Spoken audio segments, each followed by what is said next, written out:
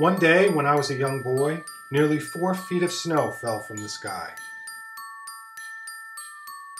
This is my story. The first flake fell right before recess. It was followed by many, many more. The wind whipped up and school closed early. By the time my sister and I got home, the snow was already over our boots.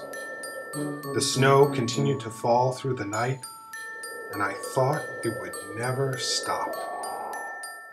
Hi, my name is John Rocco, and I'm here to share with you my new book, Blizzard.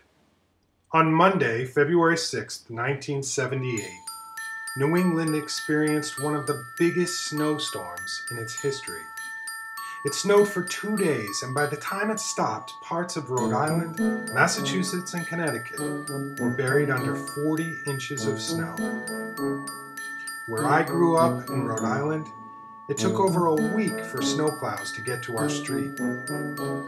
This book is based on my experience as a 10-year-old boy in that blizzard and how I got to the store over a mile from my house with tennis rackets tied to my feet.